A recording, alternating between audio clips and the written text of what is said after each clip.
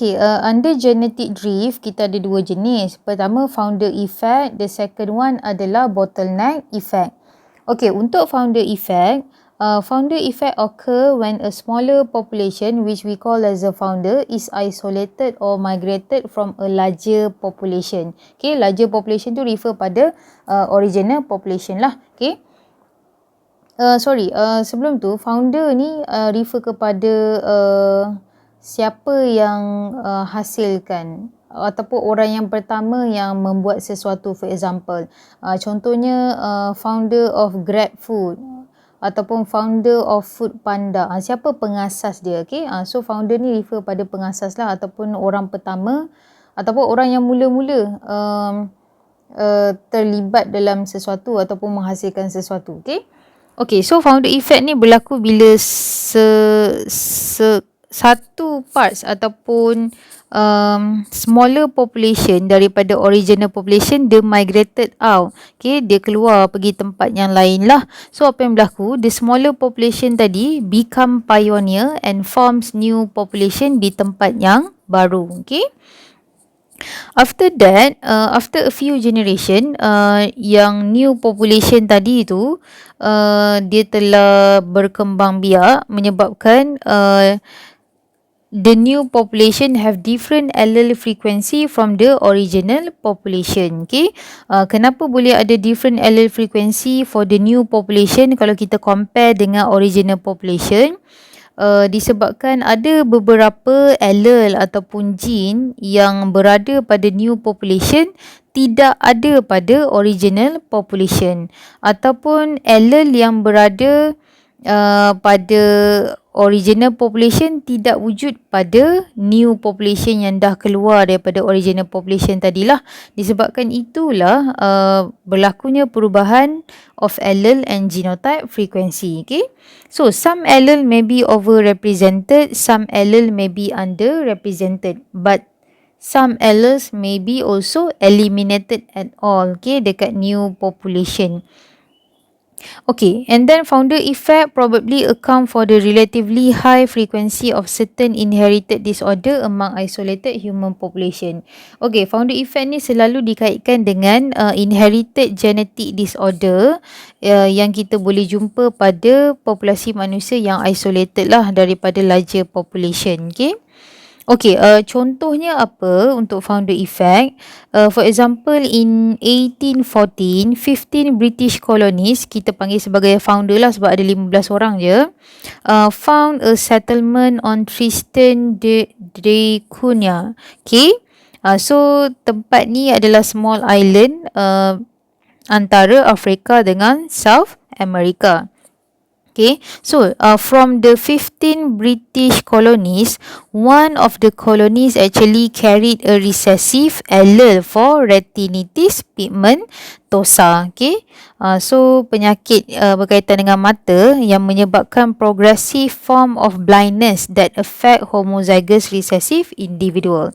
So daripada 15 orang British colonies tadi, satu daripadanya dia membawa recessive allele, tapi dia tidak ada penyakit retinitis pigmentosa tu sebab dia sebagai carrier sahaja. Okay, tapi daripada situlah dia boleh inherit ataupun dia boleh pass dia punya recessive allele yang menyebabkan retinitis pigmentosa tu kepada next generation. So next generation yang ada both recessive allele tadi akan mengalami retinitis pigmentosa, which is progressive form of blindness. So lama-lama dia jadi buta lah. Okay, orang yang ada retinitis pigmentosa.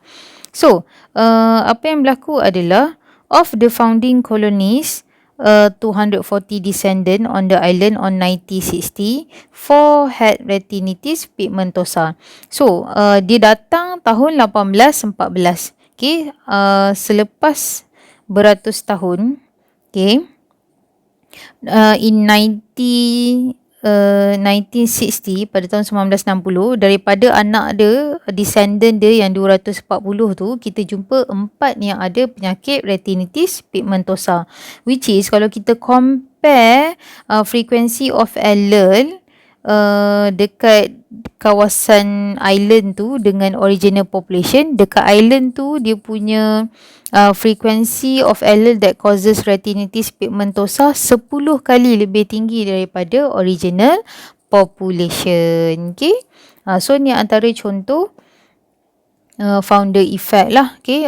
Allele yang code for penyakit ni over represented pula. Kita boleh nampak lebih represented daripada original population.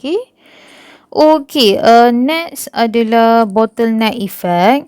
Bottleneck effect ni occur when there is sudden decrease in original population. Okay, kalau founder effect tadi, some of the population migrated out from original population. Tapi bottleneck effect ni adalah berlaku sesuatu yang drastik kepada original population tadi. Maybe due to natural disaster. Okay. This causes genetic drift in small population of survivor. Okay. So berlaku genetic drift, maksudnya ada perubahan allele frekuensi pada small population yang tinggal lah, yang survive. Sebab yang lain dah mati, okay, disebabkan natural disaster. So tinggal yang sedikit saja, kita panggil survivor lah of small population. Okay. And then the small surviving population will have different allele frequency from the original population. Of course lah, okay. Sebab bila natural disaster, dia menyebabkan kematian ramai orang, dan ramai orang yang mati tu pula dia ada allele yang mungkin tidak ada pada orang yang survive. So dia menyebabkan berlakunya allele perubahan pada allele frekuensi. Okay. And then only the few surviving population contribute genes to entire future population. So surviving people yang tinggal tadi tu, itu sajalah gene yang ada yang akan bertambah lah untuk future generation. Gene yang dah tak ada, yang wipe away daripada population tersebut, memang dah tak boleh nak recover. Okay. Unless kita jumpalah orang yang ada gene ataupun allele tersebut. Okay. And then sama juga, some allele may be overrepresented, some allele may be underrepresented, and some allele may be eliminated totally daripada population yang tinggal. Okay.